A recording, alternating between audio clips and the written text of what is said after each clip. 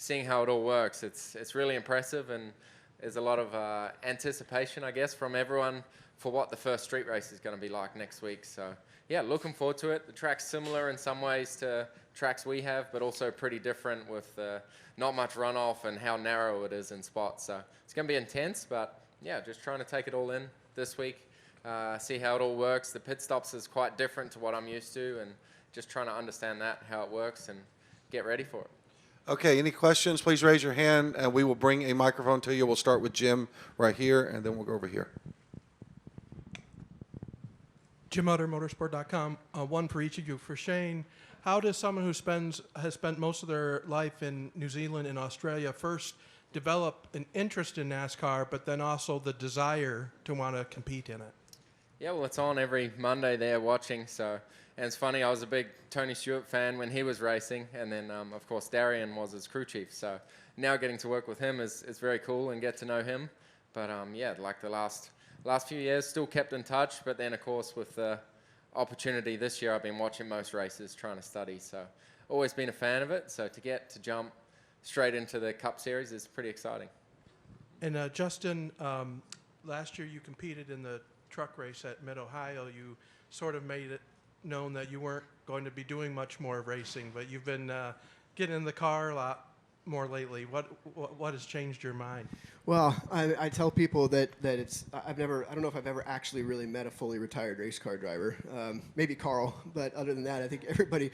It's I mean, once it takes hold, it's hard. And you know, me walking away from what was basically kind of full-time professional racing was to do this Trackhouse project. But I maintain a love for racing, and I wanted to be able to do it part-time and just have some fun. I've been able to do a lot of racing in my Trans Am car, which is a really, really fun car to drive. You know, Al Neese and the folks at Worldwide Express came to me and offered me that Mid-Ohio race last year, and I just, you know, when someone comes and says, hey, come drive for me in NASCAR, you just say yes. And I didn't think it would ever happen again. And then, you know, with Chicago, it's interesting because I never really had an interest in coming back to the Xfinity Series or the Cup Series to do any racing, but street racing is pretty much my favorite type of racing that there is. And I just kind of got this idea in my head, like I've been running my Trans Am car, and it would be fun to just jump back in and experience that. You know, raced in the first race in the Xfinity Series that ran in the rain, and now to have this opportunity to race the first one on a street course was just something I just wanted to put kind of on my resume. So I just sort of socialized it lightly, but it really came together when we started talking to Colleague, and they couldn't put AJ in the 10 car because the Cup drivers can't race there. So obviously that's the fastest road course car in the series, and that opportunity was there. And then our partners at Jockey said, you know, if that's something you want to do, we'd love to be a part of it, and came on board for it. So it all just came together kind of organically. So it'll be fun. And then, you know, beyond that, I do think it will be something of an asset to Trackhouse on Sunday next week, because I'll be able to do the race and communicate with these guys about sort of how the surface changed, how the race went, things that I saw, things that I experienced, and be able to, you know, finish that race and then go sit with the three of them and just talk about what I experienced, and hopefully give them some information that'll help them in the race on Sunday. Okay, we're going to go to Dustin right here in the front. Dustin Long, NBC Sports. A couple questions.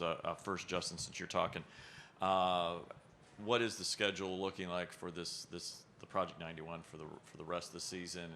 And I'm guessing it's still going to be road courses, or are you looking at doing an oval at any time? Yeah, I mean, so there's two things. I mean, one, it's commercially driven. I mean, we need partners to be able to do it. And you know, we got really, really fortunate to have Enhanced Health, you know, be able to get the car on the racetrack at Chicago. You know, I would like to do another one. I wouldn't like this to be the last one. I think, you know, obviously we've got notes and a lot of data from Watkins Glen, so it'd be nice to put something together there. We don't have anything in stone right now.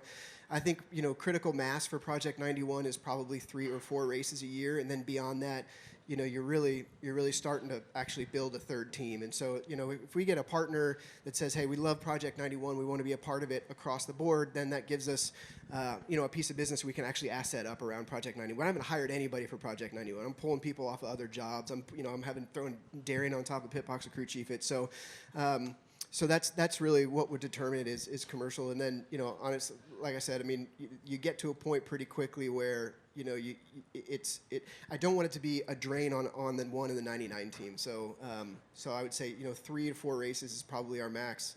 But as of right now, it's just all about Chicago. Shane, what's kind of stood out to you about this car that's different? And Justin knows you've got more street course experience than anybody else in the field that will have. What does that mean in the sense of why does that matter, or what do you feel like you might be ahead because it's going to be a new course for you as well? Yeah, well, the first thing is sitting on the other side of the car is tough, and then climbing through the window. I've never done that before, so yeah, it's quite different, but the technical side of things is pretty similar, the way the car's built, but yeah, the big heavy car, lots of horsepower, not enough tire, is similar to what we have. So yeah, it looks difficult. I'm going to find out tomorrow what it's like at Charlotte. I get a small run, but yeah, I'm just looking forward to it and trying to keep my eyes open, trying to learn this week, and yeah, trying not to have too many expectations about the street circuit. It looks so different to what NASCAR's done before, and when you watch the Coda race and how crazy that was, I was a bit eyes open, but I hope that it's not like that at Chicago. It'll be crazy. Oh, and one other thing is Justin, for you, is obviously great for you guys to have Ross on the pole today. Obviously, there's been a lot of talk the last few weeks. It's just that the results haven't been there, and it's Ross isn't as aggressive, and you've had that talk to him. Where do you feel like he is? And for those who suggest that this is like last fall, where he kind of was not as aggressive and it hurt him, that is he fallen into that trap again, or how do you feel like he is at this point? Well, I think I think that the sitting down and the talking to and all that's a narrative that has sort of taken on a life of its own the last couple of weeks. I mean, I've not sat down with Ross and said, hey, do this, do that, like slow down, I've not had that conversation with him. I think the conversation has been, hey, let's not waste opportunities we have to win, because winning is so hard, and we need to win right now, and we don't want to be losing opportunities. We want to be good partners with our key partners at within the Chevrolet camp. So I mean, as of right now, I mean, look, the last couple of weeks we were really, really fast at Charlotte. I mean, we've had a lot of speed. We've just had some things not go our way. Just not executed for him the right way. But I mean, I think he's in a really good headspace right now. I mean, obviously, it brought a really fast car here to Nashville. He's super motivated to win.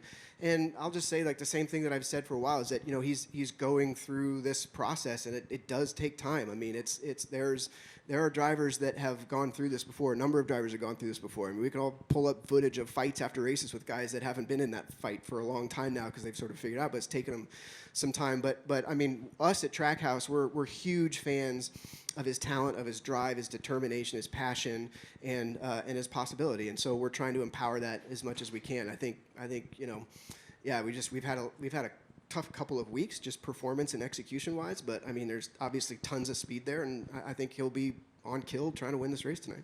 Deb. Deb Williams, Auto Week. This is for Shane. A couple of questions. You mentioned about the Roval tomorrow. What will your week of preparations for the Chicago street race entail? Yeah, so tomorrow we get a bit of a short test. Hopefully weather stays fine for it. And that's just to get a feel and make sure I'm comfortable in the car and everything's working. And then it's all simulator stuff, really. And I think I get 2 sessions in the sim trying to learn and just get comfortable with the car, and also the dynamic of the team with the engineer and crew chief working out how that communication works. And the strategy is quite different, so I got to do a lot of study on that. Obviously, the pits close when the yellow comes out. Don't have a pit speed limiter and stuff like that. So just learning how to manage that side of the race. It's quite different. And then obviously we're not racing for points, so we don't have to focus on the stages and stuff like that. But yeah, I guess got to come in and do our best, but you also got to race with respect as well. Like, these guys are fighting for their championship every week. So yeah, just got to come in and try and stay out of trouble, I guess, too. All right, let's go in the back, then we'll go to Bob, and we'll Wait a try to minute, get a I'm couple not more done in. yet. Oh, okay. We've only got about 4 minutes. We have to Well, I got a move quick on. question. So then what are your realistic expectations for the Chicago street race? Well, I don't really have anything results-wise. Like, I just want to do my best. I've prepared as well as I can, and I know the Trackhouse team run some awesome cars. So meeting everyone, seeing how motivated they are, like, yeah, we have. There's nothing wrong with the equipment and the preparation. So yeah, I have no expectations result-wise, but if I'm prepared the best I can be, we can achieve anything. Shane, I bet you're happy to see me. Hi.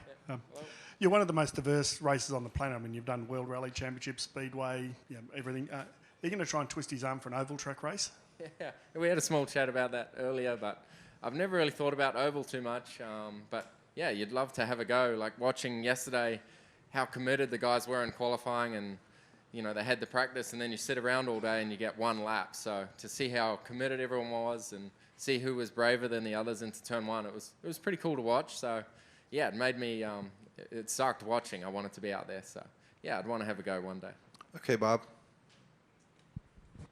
Bob Parker's Fox Sports. So Shane, like, what's the goal in the sense of is this a thing for fun? Is this something that hey, if it goes well, I want to come to a American race, whether it's here or IndyCar or what?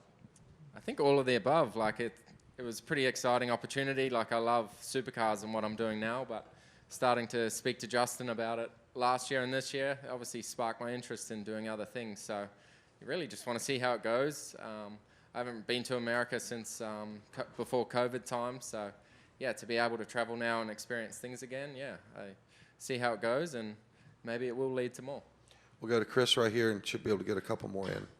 ChrisKnightGettrends.com. Justin, with NASCAR, with you being a competitor and an owner next week at Chicago, how important is this for NASCAR and its future on street court racing? And what do you think the fans can expect from this type of racing? Yeah, I mean, there's obviously a lot of unknowns. I'm generally a fan of street racing because you get to bring an exciting product to the people. I tell this story. I raced in the Long Beach Grand Prix in one of the support divisions 6 or 8 years ago, and I remember Sunday morning before the race, I had this sort of like light bulb moment where I was like, this race works so well because there's 100,000 people here and 95,000 of them aren't race fans. They're here just because it's something's happening in their town and it's exciting. It came right to their front doorstep. So I think that's an important element of street racing is that it brings, I mean, we run a race in Nashville and there's so many people that come, they just don't know that much about IndyCar racing. They just think it's cool that there's race cars coming to their city and racing through the streets, and it's quite a spectacle. So I think from that standpoint, I'm a huge fan of NASCAR doing it. As far as expectations, I don't know. I mean, I think that this is, street racing requires more discipline and patience and racecraft than any kind of racing in the world. And this group of guys have a tendency to, that has a tendency to waver a little bit late in the races. And we see that, a lot of times with green, white checkers and on road courses and stuff. So my hope is that we get to see a lot of green flag racing. I think that there's a risk that a portion of the race, a substantial portion of the race will be behind the safety car. I hope that's not the case, because I think street racing can put on some of the best racing that anybody can see, especially late in the races when fuel's burned off and the tires are sliding around and people are getting more courageous. So I think it's really, really exciting. In talking to some of the other competitors, I mean, it's all over the map as far as what people think we're going to see, which I think is exciting. So. Well, thank you guys very much for coming in, and Shane, good luck with your debut next week. Thank you. Thank you.